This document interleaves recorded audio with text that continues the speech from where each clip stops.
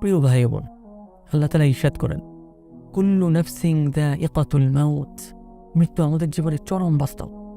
এই যে দেখুন না, গত রমাদানে আমাদের সাথে অনেকেই ছিল, কিন্তু এখন তারা সবাই কবরে।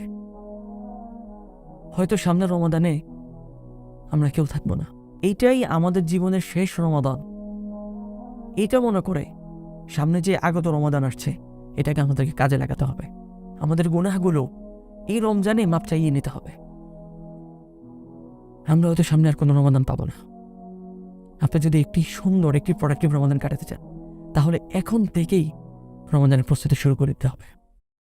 প্রতিটি দেশের কিংবা প্রতিটি কোম্পানির একটি অর্থনৈতিক বছর আছে, এত মাস থেকে এত মাস। এই সময়টাতে জিডিপি রেট, রিজার্ভ মানি, ফাইন্যান্স স্টেটমেন্ট, ব্যালেন্স শিট ইত্যাদি বিষয়ে ঊর্ধ্বতন কর্মকর্তাদেরকে রিপোর্ট দাখিল করতে হয়। ঠিক তেমনিভাবে মুমিনের আমলনামাও আল্লাহ সুবহানাহু ওয়া তাআলার কাছে নির্দিষ্ট একটি মাসে উত্তোলন করা হয়। সুনানুন নাসাঈর ৩৫৭ নম্বর হাদিস, হযরত উসামা ইবনে যায়েদ রাদিয়াল্লাহু তাআলা আনহু একবার রাসূল সাল্লাল্লাহু আলাইহি ওয়াসাল্লামকে জিজ্ঞাসা করলেন, ইয়া রাসূলুল্লাহ, হে রাসূলুল্লাহ, লাম আরাকা তাসুমু শাহরান মিনাশ শুহুরি মা তাসুমু মিন শাহবান, আমি শাবান মাস ছাড়া অন্য কোনো মাসে আপনাকে এত সিয়াম পালন করতে দেখিনি। ক্বাল, তখন রাসূল সাল্লাল্লাহু আলাইহি ওয়াসাল্লাম বললেন, যালিকা শাহরুন, এটা এমন একটি মাস, ইয়াগফুলুন নাসু আনহু, অধিকাংশ মানুষ এই মাস সম্পর্কে গাফিল থাকে, উদাসীন থাকে। বাইনা রজাবা ওয়া রমাদান, আর এই মাসটা রজব এবং রমাদানের মধ্যবর্তী অবস্থিত। ওয়া হুয়া শাহরুন, এটি এমন একটি মাস, তুরফাউ ফীহিল আমালু ইলা রাব্বিল আলামিন, যেই মাসে বান্দার আমলনামা আল্লাহ সুবহানাহু ওয়া তাআলার কাছে উত্তোলন করা হয়। ফাউহিব্বু আন ইউরফা আমালি ওয়া আনা সায়েম, তাই আমি চাই, এই পছন্দ করি যে আমার আমলনামা আল্লাহ সুবহানাহু ওয়া তাআলার কাছে এমন অবস্থায় উত্তোলন করা হোক যে আমি রোজাদার। সুবহানাল্লাহ। এই হাদিস থেকে আমরা জানতে পারি যে মুমিনের যাবতীয় আমলনামার রিপোর্ট দাখিলের মাস হলো শাবান মাস। আমরা মনে হয় একটি দোয়া পড়তে ভুলে গিয়েছিলাম, সবাই আমার সাথে একটু পড়ুন। আল্লাহুম্মা বারিক লানা ফি রজব ওয়া শাবান ওয়া বাল্লিগনা রমাদান, অর্থাৎ হে আল্লাহ, বারিক লানা ফি রজব ওয়া শাবান, আপনি রজব এবং শাবান মাসে আমাদেরকে বারাকা দেন। ওয়া বাল্লিগনা রমাদান, এবং আমাদেরকে রমাদান পর্যন্ত পৌঁছে দেন। আমরা রজব এবং শাবান মাসে এই দোয়াটি বেশি বেশি পড়ব। মূলত রজব মাস থেকেই রাসূল সাল্লাল্লাহু আলাইহি ওয়াসাল্লাম, সাহাবায়ে কেরাম রিদওয়ানুল্লাহি তাআলা আলাইহিম ওয়া আলাইহিন আজমাইন এবং আমাদের সালাফগণ রমাদানের প্রিপারেশন নিতেন। রজব এবং শাবান এই 2 মাসে তারা প্রিপারেশন নিতেন, এবং তাদের যত ব্যস্ততা ছিল তারা সব কিছু একে একে কমিয়ে আনতেন এবং পুরো রমাদান নির্বিঘ্নে ইবাদত বন্দি কাটিয়ে দিতেন। রাসূল সাল্লাল্লাহু আলাইহি ওয়াসাল্লামের প্রিয়তমা স্ত্রী হযরত আয়েশা রাদিয়াল্লাহু তাআলা আনহা থেকে বর্ণিত হাদিসটি আবু দাউদ শরীফে এসেছে। তিনি বলেন, ফামা রাআইতু রাসূলুল্লাহি সাল্লাল্লাহু আলাইহি ওয়াসাল্লাম ইসতাকমালা সিয়ামা শাহরিন ইল্লা রমাদান, আমি রাসূল সাল্লাল্লাহু আলাইহি ওয়াসাল্লামকে রমাদান ছাড়া অন্য কোনো মাসে পূর্ণ 1 মাস সিয়াম পালন করতে দেখিনি। ওয়ামা রাআইতুহু আকসারা সিয়ামান মিনহু ফি শাহবান, এবং আমি শাবান ছাড়া অন্য কোনো মাসে এত রোজা রাখতে দেখিনি, এত সিয়াম পালন করতে দেখিনি। সুবহানাল্লাহ। আবু বকর আল বালখী রাহিমাহুল্লাহ তিনি বলেন যে রজব হলো বীজ বপনের মাস, শাবান হলো খেতে পানি দেওয়ার মাস, আর রমাদান হলো ফসল তোলার মাস। তিনি আরও বলেন, রজব হলো বাতাসের নে, শাবান মাস হলো মেঘের নে, আর রমাদান মাস হলো বৃষ্টির নে। তো যে ব্যক্তি রজব মাসে বীজ বপন করল না, শাবান মাসে খেতে পানি দিল না, সে কিভাবে রমাদান মাসে ফসল তোলার ইচ্ছা করতে পারে? অথচ রজব মাস শেষ, শাবান চলছে, আর কিছুদিন বাদেই রমাদান শুরু হয়ে যাবে। আমাদের কারো কারো ক্ষেত্রে এমন হয় যে রমাদান শুরু হয়ে যায়, কিন্তু রমাদানের প্রিপারেশন নেওয়া, প্রস্তুতি নেওয়া আর হয়ে ওঠে না।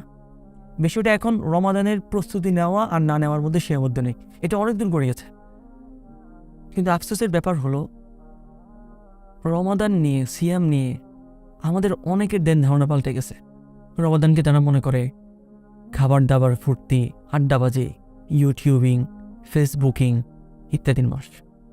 রমাদানে কোরআন তেলাওয়াত বাদ দিয়ে, আত্মশুদ্ধির জন্য চেষ্টা প্রচেষ্টা বাদ দিয়ে, এলিম অর্জন না করে আনপ্রোডাক্টিভ কাজে, অনর্থক কাজে আমরা নিজেদেরকে ব্যস্ত রেখেছি। রমাদান এখন আর ক্ষুধার কষ্ট উপভোগ করার মাস না, দারিদ্র্যের কষ্ট উপভোগ করার মাস না। রমাদান এখন 8-9 ঘন্টা উপোস থেকে উদরপূর্তি করার মাস, উদরপূর্তি করার মৌসুম। আলহামদুলিল্লাহ। এর বিপরীতে আল্লাহর কিছু বান্দা আছে এমন যারা রমাদানের তাৎপর্য সম্পর্কে সচেতন, যারা রজব এবং শাবান থেকেই রমজানের প্রস্তুতি শুরু করে দিয়েছেন। আবার অনেকে আছে এমন যারা আসলে ঠিক বুঝতে পারছেন না যে কিভাবে রমাদানের প্রস্তুতি শুরু করবেন। আপনি যদি একটি প্রোডাক্টিভ রমাদান চান, তাহলে এর জন্য উত্তম প্রিপারেশনের বিকল্প নেই। আপনি যদি এখন থেকে রমাদানের প্রস্তুতি শুরু করে দিতে চান, তাহলে আমরা আপনার সাথে কিছু পয়েন্ট শেয়ার করছি। আপনি যদি আপনার রমাদান প্রিপারেশনে এই পয়েন্টগুলো মাথায় রাখতে পারেন, তাহলে আশা করি ইনশাআল্লাহ আপনি উত্তম একটি রমাদান কাটাতে পারবেন। 1 নম্বর হলো একনিষ্ঠভাবে তাওবা করে ফেলা। যেহেতু আপনি একটি উত্তম মাসের দিকে ধীরে ধীরে এগিয়ে যাচ্ছেন, তো বিগত জীবনে আপনার দ্বারা যে সমস্ত গুনাহ হয়ে গেছে, এর জন্য আপনি একনিষ্ঠভাবে আল্লাহ সুবহানাহু ওয়া তাআলার কাছে তাওবা করে ফেলুন। তাওবা হচ্ছে মুমিনের সফলতার মাধ্যম। আল্লাহ তাআলা ইরশাদ করেন, ওয়াতুবু ইলাল্লাহি জামিআন আইয়ুহাল মুমিনুনা লাআল্লাকুম তুফলিহুন। হে মুমিনগণ, তোমরা সকলেই আল্লাহ তাআলার নিকট তাওবা করে ফেলো, যাতে তোমরা সফলকাম হতে পারো। আমাদের রাসূল সাল্লাল্লাহু আলাইহি ওয়াসাল্লাম, যার আগে পরে সমস্ত গুনাহ মাফ করে দেওয়া হয়েছে, তিনি বলেন, ইয়া আইয়ুহান নাস, ইয়া আইয়ুহান নাস, হে লোক সকল, তুবু ইলাল্লাহ, তোমরা সকলেই আল্লাহর নিকট তাওবা করো। ফাইন্নী আতুবু ফিল ইয়াউমি ইলাইহি মিআতা মাররা, কেননা আমি রাসূল নিজেই আল্লাহ সুবহানাহু ওয়া তাআলার কাছে দৈনিক 100 বার করে তাওবা করি। সুবহানাল্লাহ। 2 নাম্বার হলো দোয়া করা। আমাদের সালাফরা বেশি বেশি দোয়া করতেন। কতটা বেকুল ছিলেন, তাদের দোয়াগুলো আপনি যদি একটু খেয়াল করেন নিজে উপলব্ধি করতে পারবেন। তারা বলেন যে আল্লাহুম্মা সাল্লিমনি লি রমাদান, আল্লাহুম্মা সাল্লিমনি লি রমাদান। হে আল্লাহ, আপনি আমাকে রমাদান পর্যন্ত পৌঁছে দেন, আপনি আমাকে রমাদান পর্যন্ত পৌঁছে দেন। বেকুল হয়ে তারাই দোয়া করতেন। তাই একজন মুসলিম হিসেবে খুব বিনয়ের সাথে আল্লাহ সুবহানাহু ওয়া তাআলার কাছে এই দোয়া করতে হবে যে আল্লাহ তাআলা যেন আপনাকে পরিপূর্ণ সুস্থতার সাথে এবং উত্তম দিনদারিতার সাথে রমাদান পর্যন্ত পৌঁছে দেয়, এবং তিনি যেন আপনাকে নেক আমলের ক্ষেত্রে সহায়তা করে এবং আপনার নেক আমলগুলো যেন তিনি কবুল করে নেয়। 3 নম্বর হলো রমাদানের মাসলা মাসাইলগুলো আলোচনা করা, তালিম করা। রমাদানের অনেক মাসলা মাসাইল আছে, এগুলো আপনি নিজে শিখবেন, ঘরে তালিম করবেন, পরিবারের সবাইকে এই মাসলা মাসাইলগুলো জানাবেন, বাইরে হালাকা করবেন, ছোটদেরকে রমাদানের রোজা রাখার ব্যাপারে উৎসাহিত করবেন। সম্ভব হলে আপনার এলাকার মসজিদের যিনি সম্মানিত ইমাম, তাকে রমাদান সংশ্লিষ্ট বইগুলো হাদিয়ে দিবেন, যেন তিনি এলাকাবাসীকে মুসল্লিদের সামনে রমাদানের মাসলা মাসাইল, রমাদানের ফাজাইলগুলো আলোচনা করতে পারেন। আপনাদের এলাকার আশেপাশে অনেক পাঠাগার আছে, সেখানে আপনি রমাদান সংশ্লিষ্ট বইগুলো উপহার দিতে পারেন, ডোনেশন করতে পারেন। 4 নাম্বার হলো শাবান মাসে কিছু রোজা রাখা। এটা রমাদানের অগ্রিম প্রস্তুতি স্বরূপ হতে পারে, কিংবা আপনি যদি বিগত জীবনে কোনো সিয়াম ভেঙে থাকেন, আপনার কোনো ভাঙতি রোজা থাকে, সেটা আপনি এই সময় কাজা করে নিতে পারেন। 5 নম্বর হলো রমাদানে আপনার ঘুম এবং খাবার দাবারের মধ্যে একটা ব্যালেন্স রক্ষা করা। আমাদের একটা স্বভাব হলো যে কোনো কষ্ট না করে, যথার্থ টাইম স্পেন্ড না করে খুব দ্রুত কোনো কিছু অর্জন করে ফেলতে চাই।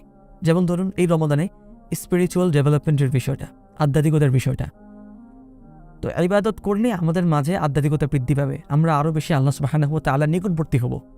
কিন্তু আপনার যদি ঘুমে সমস্যা হয়, আপনি যদি সঠিকভাবে আহার গ্রহণ না করেন, খাবার দাবার না নেন, আপনি কিন্তু ক্লান্ত হয়ে যাবেন। আর ক্লান্ত হয়ে গেলে আপনি সঠিকভাবে ইবাদত করতে পারবেন না। ইবাদত করতে না পারলে আপনার স্পিরিচুয়াল ডেভেলপমেন্ট হবে না।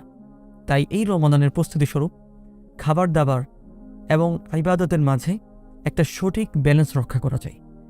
এতে আপনি অধিক ইবাদত করতে পারবেন, আল্লাহ সুবহানাহু ওয়া তাআলার অধিক নৈকট্য অর্জন করতে পারবেন। 6 নম্বর এবং সর্বশেষ হলো তিলাওয়াতুল কুরআন, তাদাব্বুরুল কুরআন এবং ইলম অর্জন করা। রমাদানে আমরা কমবেশ সবাই ইলম অর্জন করি, তবে ইলম অর্জনে তাদাব্বুরুল কুরআন, তিলাওয়াতুল কুরআন এবং কোরআন সংশ্লিষ্ট ইলমকে আপনি প্রায়োরিটি দিন।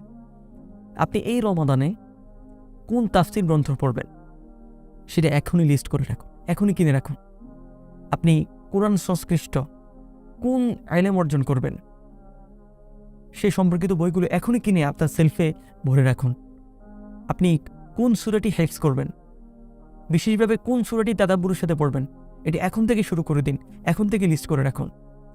রমাদান প্রোডাক্টিভিটি চেকার আছে, বিভিন্ন বই আছে, যেখানে আপনি আপনার দৈনন্দিন ইবাদতগুলো, আপনার যে ডেইলি টার্গেট আছে সেটা আপনি সেখানে লিখে রাখতে পারেন এবং আপনি প্রতিদিন চেক করে রাখতে পারবেন যে আপনি রমাদান যেভাবে কাটাতে চাচ্ছেন সেভাবে সেটা হচ্ছে কিনা। এবং রমাদানের প্রোডাক্টিভিটি সংক্রান্ত ইংরেজিতে, বাংলাতে, আরবিতে অনেক আর্টিকেল আছে, অনেক অডিও লেকচার আছে, অডিও বুক আছে, আপনি সেটা শুনতে পারেন, পড়তে পারেন। এতে আপনি রমাদান কিভাবে কাটাবেন এই সম্পর্কে একটা ক্লিয়ার ধারণা পেয়ে যাবেন ইনশাআল্লাহ। প্রিয় ভাই বোন, আল্লাহ তাআলা ইরশাদ করেন, কুল্লু নাফসিন যায়িকাতুল মাউত, প্রতিটি প্রাণীকেই মৃত্যুর স্বাদ গ্রহণ করতে হবে। মৃত্যু আমাদের জীবনের চরম বাস্তব। গত রমাদানে, এই যে দেখুন না, গত রমাদানে আমাদের সাথে অনেকেই ছিল, কিন্তু এখন তারা সবাই কবরে।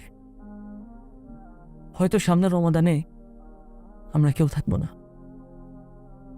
এইটাই আমাদের জীবনের শেষ রমাদান। এইটা মনে করে সামনে যে আগত রমাদান আসছে এটাকে আমাদেরকে কাজে লাগাতে হবে। তাকওয়া এবং আত্মশুদ্ধির রঙে নিজেদেরকে রাঙাতে হবে। আমাদের গুনাহগুলো এই রমজানে মাপ চাইয়ে নিতে হবে। আমরা হয়তো সামনে আর কোনো রমাদান পাবো না। আপনি যদি একটি সুন্দর, একটি প্রোডাক্টিভ রমাদান কাটাতে চান তাহলে এখন থেকেই রমাদানের প্রস্তুতি শুরু করে দিতে হবে। আল্লাহ সুবহানাহু ওয়া তাআলা আমাদের সবাইকে পরিপূর্ণ প্রস্তুতি সহকারে একটি প্রোডাক্টিভ রমাদান কাটানোর তৌফিক দিন। আমিন।